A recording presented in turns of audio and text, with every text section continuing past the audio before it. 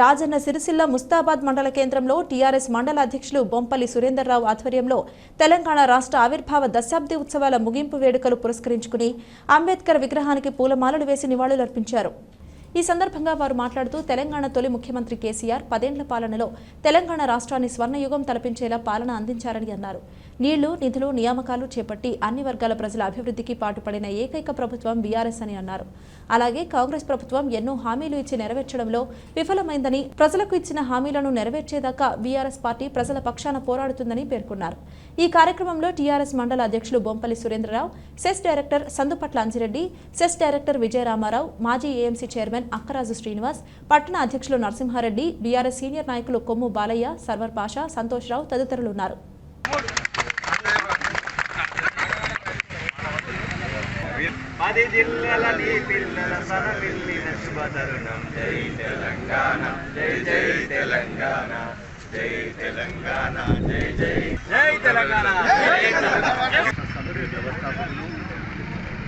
గౌరవనీయులు మాజీ తెలంగాణ ముఖ్యమంత్రి గారి కేసీఆర్ గారి పిలుపు మేరకు తెలంగాణలో దశాబ్ది ఉత్సవాల ముగింపు సందర్భంగా రాష్ట్రంలో 3 రోజుల ఉత్సవాలు జరపాలని చెప్పి కేంద్ర పార్టీ నిర్ణయించినటువంటి క్రమంలో ఈరోజు ముస్తాబాద్ మండల కేంద్రంలో మరి తెలంగాణ తల్లి విగ్రహం వద్ద దశాబ్ది ఉత్సవాల ముగింపు కార్యక్రమంలో భాగంగా రాష్ట్ర పార్టీ జెండాను ఆవిష్కరించడం జరిగింది.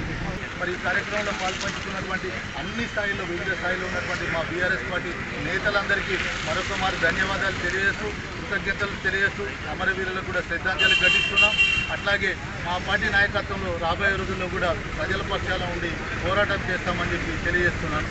తెలంగాణ ఏర్పడిన తర్వాత 10 సంవత్సరాలు ముగించుకొని 11వ సంవత్సరాలు సందర్భంగా గౌరవ టీఆర్ఎస్ రాష్ట్ర అధ్యక్షులు కేసీఆర్ మేరకు 3 రోజుల కార్యక్రమాన్ని చేపట్టిన కార్యక్రమంలో భాగంగా జెండా ఆవిష్కరణ చేసుకున్న సందర్భంగా విచ్చేసిన పార్టీ కార్యకర్తలందరికీ, సోదరి సోదరులందరికీ, ప్రజాప్రతినిధులకు, పార్టీ ప్రజలందరికీ